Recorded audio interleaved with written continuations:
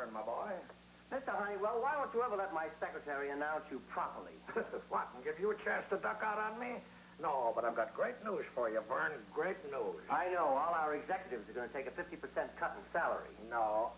But that is a corker for an idea. Now, if all you fellas would get into a cooperative mood and... No, I guess that won't do. Anyway, the news is this. You're going to take a vacation. A vacation? Hmm? Oh, you don't believe me, huh? Well, why do you say that? You're fiddling with your necktie. Anytime you don't believe me, you fiddle with that knot on your necktie. I do not fiddle, I adjust. Call it what you want to. Anyway, you're in for 2 idyllic weeks at Lake Candlewood. Nothing on your mind but swimming, fishing, boating, and conferences with Johnson. Conferences with Johnson? Oh, I didn't tell you that part of it. No, you didn't. Well, that must have slipped my mind. Johnson's going to be there. He wants to lay out his firm's investment program for the year. Now, you know how he is. He won't make appointments in advance, but he insists on having someone on tap when he wants to call him. You told me all about him. He's one of our worst-tempered clients. Hello, Dad. Mr. Honeywell. Margie, why don't you have yourself announced? Dad, that's silly. You know who I am. It's hopeless. You're going to take Margie with you, aren't you? He certainly is. When do we leave and where are we going? Lake Candlewood, day after tomorrow. Mr. Honeywell has arranged a dandy vacation for me. 2 solid weeks of conferences with the bad-tempered Mr. J.R. Johnson. Now, Vern, I will admit Johnson is the easiest man in the world to get along with. But you don't find many men like me. Patient, thoughtful, generous, and...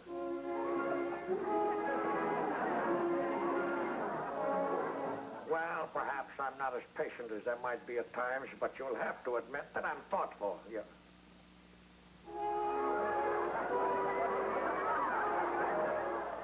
All right. I'm irascible, opinionated, tough. But remember this, it brings the money in.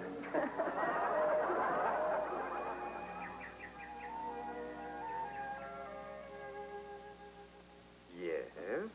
This seems to prove you are Mr. Vern Albright. What do you mean, seems to prove? You have my driver's license, my Navy identification card, my Vanell insurance, and my racket club card. I'm sorry, we have no reservation for you, Mr. Albright. No reservation? Not even a tiny one. Not even a tiny one?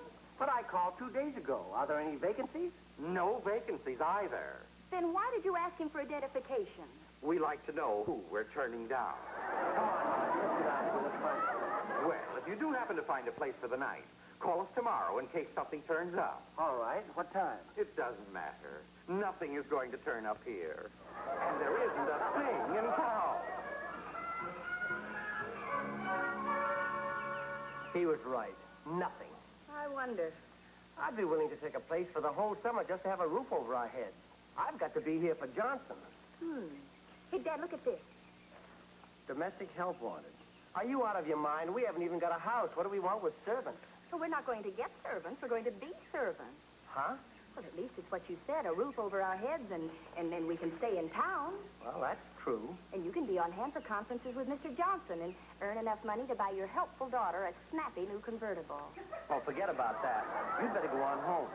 The jobs for couples are usually for husband and wife. Well, there's no rule says they can't be father and daughter. Look, couple wanted. Must start immediately. Quarters over garage. Chauffeur's room, cook's room, and sitting room. C.S. Chandler, 715 Mountain Road. Oh, no, the idea is ridiculous. Okay, it's ridiculous. We'll just go back and tell Mr. Honeywell that you fouled up the hotel reservations. Well, supposing we get the job. From what I hear, this Johnson's the kind of a guy they want to see every 10 minutes. How would I get away? I cover up for you. That's why the convertible. And you can have the clerk at the end hold your messages for you. No, it won't work. Yes, it will. And with white sidewall tires and a plaid top.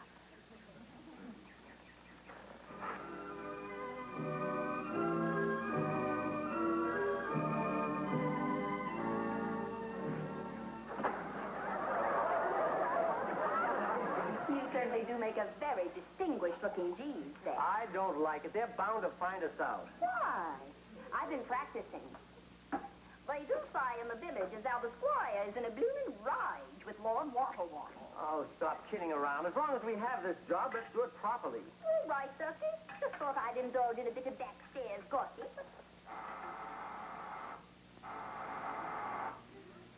You're wanted in the living room, Dad.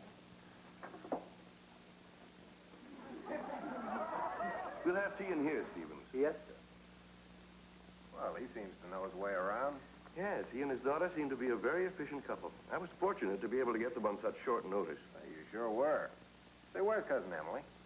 In her room. Oh, no, Dad, not... Cousin Emily always falls in love with a butler, but I've never seen it happen this fast. She took one look at Stevens, went upstairs to press Violet. Well, I wonder how long this couple will last. If they'll just stay until your Uncle Jim's visit is over, I'll be thankful.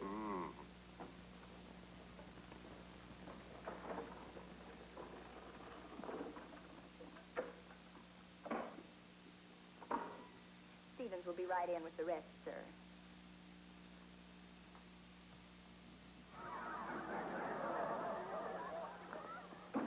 Tom, where are you going? Up to Cousin Emily's room. I want to borrow a book and some violets. But Miss Chandler, I've got to get the tea things ready. Oh, Miss Chandler. Stevens, don't you think Emily's a pretty name? Yes, ma'am, but, Well, then, when we're alone, call me Emily. yes, ma'am, but, We're alone now. well, we're not really alone. There are the tea things.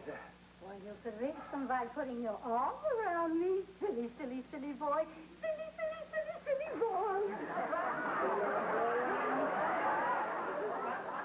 Don't look now, but there's a woman in your arms. So this is a dear, dear daughter. Such a satisfactory arrangement, don't you think? Don't I think what? Well, the butler working with his daughter. So many of them have wives. Dear, wait. Oh, dear, I must go. I could have swore that when I come in, the butler was a hugging of a ladyship. Don't be funny, Margie. Miss Emily tripped and I caught her. You may have caught her, but you sure were a long time throwing her to first.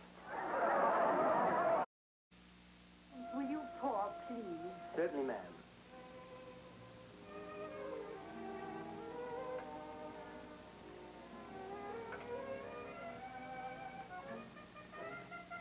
Oh, Stevens, Yes, sir. tell Margie that was an excellent dinner. Oh, thank you, sir.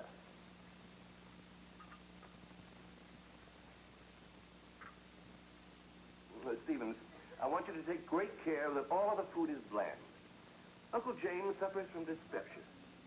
This visit of his is of extreme importance to me, and I want to be quite certain that...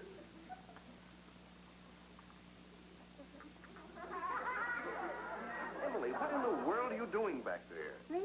Yes, what are you doing? Rowing? Well, would you mind drifting for a little while until I'm quite finished being deceiving?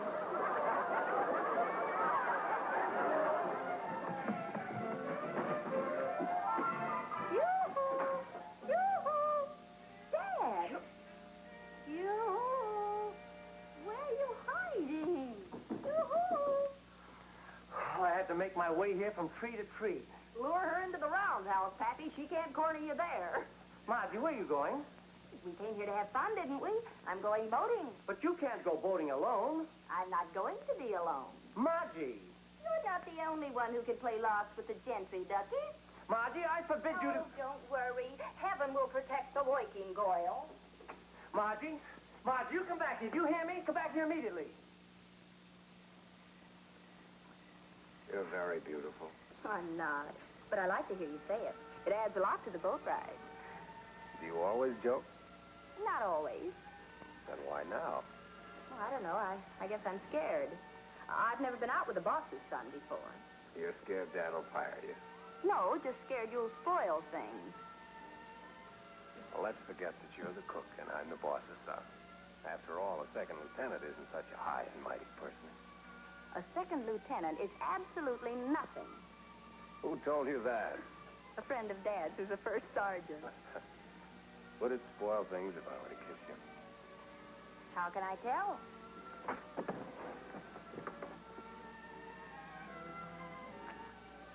It didn't.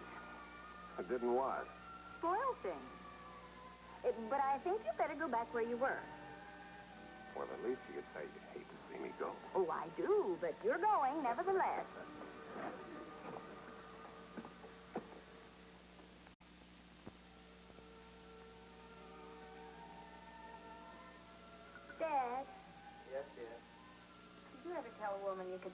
stars in her eyes? I suppose so. I've said most everything at one time or another.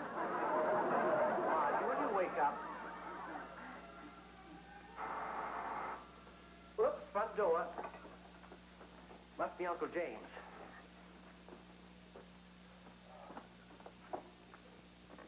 Well, everything seems about the same, Charles. Yes, we haven't changed anything since you were here last, Uncle Jim. Here's someone new. Oh, yes, Kendall and his wife left. Emily? Emily. Uncle Jim, this is Stevens. How do you do? How do you do, sir? Stevens, will you take Mr. Johnson's suitcases up to the best guest room and unpack them? Yes, sir. Johnson? What? Oh, nothing, sir. I was just practicing saying your name. I don't see that Johnson is such a difficult name to say. No, sir, you don't. What do you? Stevens, you look ill. Is anything wrong? No, sir. I'm just a bit tired. I was running through the trees most of the night.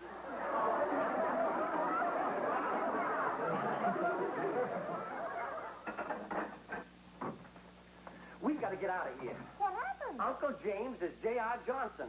What? Now, look, you've got to get over to the village and phone Honeywell. No, he'll argue and bluster. I know. Send him a telegram stating, am unavoidably out of the deal. Come down and take over immediately. Sign my name. I can't understand it. I just phoned the hotel. Honeywell and Todd's man isn't there. Uncle James, that is something I wanted to talk to you about. Go ahead. Well, our firm's account with them is... Our firm? The family all have shares. You're the head of the firm, of course. You run things. And don't you forget it. Well, anyway, our firm is probably their largest account. Now, Uncle James, I know you don't want me in the family business, but why shouldn't we use our account with them as a wedge to get me a position of importance with Honeywell and Todd? Now, you take this fellow, Albright. I think they could be pressured into giving me his job. I don't know. Honeywell seems to think that Albright's pretty smart. Well, from what I've heard of him, he's nothing but a good-looking, well-dressed fool. And how did he get where he is? Probably flattered old Honeywell. You know how these things go. Well, you may be right. He certainly doesn't seem to be paying attention to business now. He's supposed to be here this week. I can explain that. You see, Stevens, what do you mean you can explain about Albright? What do you know about him? Well, as my daughter and I were on the bus on our way here, we passed a very bad automobile accident. Was Albright in it? No, sir. He was dashing into the flames, rescuing survivors. And for sheer courage, gallantry, and quick-wittedness, I have never seen anything in my life to equal Mr. Vern Albright. Thank you, Stevens. And he's a very remarkable fellow. Yes. Well, I'd rather you'd finish this room later, Stevens. Yes, sir. Very good, sir.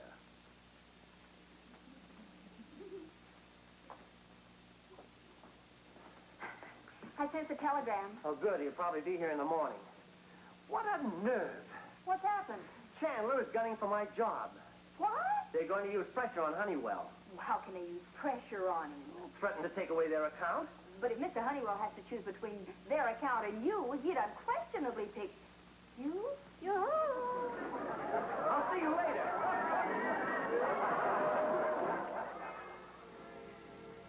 I can't imagine what could have happened to Albright. When I arrived this morning, the hotel clerk said that he'd been there. Care to have some coffee? Yeah, thanks, I will. I can't make it out. The telegram was sent from this town. What in the world could have happened to Albright? Yeah. Albright. Are you rang, sir? Yes, Stevens. Stevens? We'd like some coffee, Stevens. Will you tell Margie to... Margie? We'd like some coffee, Stevens. Very good, sir. Now, you quite finished shouting people's names. Perhaps we can get back to business. Mr. Johnson, would you mind if we put our conference off for a while? I'm feeling pretty rocky. You've certainly been acting disorganized. Better get some rest. Come back for dinner and we'll talk. As a matter of fact, Charles has plenty of guest rooms. Why don't you move in here? Thanks for the invitation, I will. See you later. And thanks again.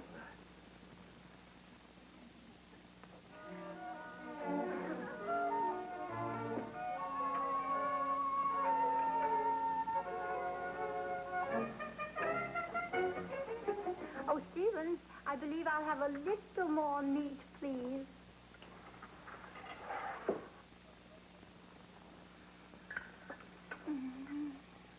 just have half a piece. Emily, that's the third half piece you've had. Why don't you take what you want to begin with? Oh, I like to be served often. You know, Mr. Johnson, I've been thinking over your suggestion that Charles come into our firm. Yes? It has its points, I must admit. On the other hand, with all due respects, what does Charles know about the investment business? I think I know as much as most men. Looks are deceiving. Charles can think. And I can plot, too. After all, I bribed the hotel clerk to cancel your Mr. Albright's reservation. So that's what happened. I outthought him. I certainly would make a more respectable representative of your firm than Albright does. There's no argument about that. More meat, Stevens. Why, if you knew of some of the things I have to put up with this fellow Albright, the obstinacy, the arguments, the harem-scarum ideas. Anything wrong with the meat, Stevens? No, sir. I hope it chokes you. I told you how unpleasant that fellow Albright could be with me at times. You wouldn't believe it. No gratitude, no appreciation. And I should think you'd jump at the opportunity of replacing him. I'm considering it. When will we have your decision? Well, a thing like that takes a little thought. I like instant decisions. I tell you what, Honeywell. We'll double our account. What's that? Double the account? Give Albright's job to Charles, and we'll triple it. And I mean what I say. We'll triple our account with you. Look, there's someone at the window.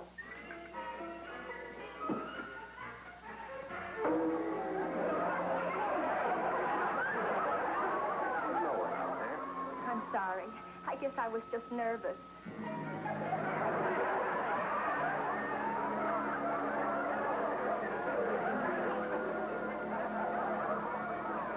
So, Honeywell, what's your answer? Honeywell. Honeywell.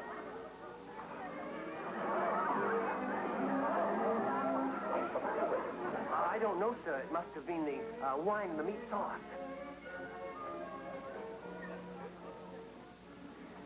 Who put me to bed? I did. And who hit me? Well, what makes you think you were hit? I don't think I know. Well, they were heading you into a corner, and if Margie hadn't, Margie, that charming, dainty slip of femininity belted me? what difference does it make long as he got you out of trouble? They wouldn't have had you cornered if you hadn't been playing so almighty cute. Playing? How do you know I was playing? Any time that you think Charles Chandler can fill my shoes, you're welcome to try. Don't you get anything to eat down there? This is much more relaxing, and I'm tired. You heard about the reservations. I should think you'd appreciate an executive doing this sort of thing for the dear old firm. You use too much salt. Well, I didn't know I was eating for two. That's the jam. Speaking of jam, how are we going to get out of this one? I don't know yet. Oh, Mr. Honeywell, I've been so worried. Oh, how charming. I'm so proud to be living in a democracy. And so that's how we came here, and the whole thing was my idea, and it's a mess. Margie, honey, why didn't you tell me this before? You might have told your father who we really were. Oh, you know I wouldn't have. Yes, I know it now. Anyway, what can you do about it? Well, when in doubt, always do this. Margie, Oh, so very proud to be living in a democracy. Charles, looks like you're going to be working for Honeywell and Todd. I hope so, Uncle James. Hoping won't do it. The thing to do is keep pounding at Honeywell. Yes, Uncle James. Yes. It's all right, Stevens. I'll get it. Oh, and Stevens, will you bring a picture of butler? Very good.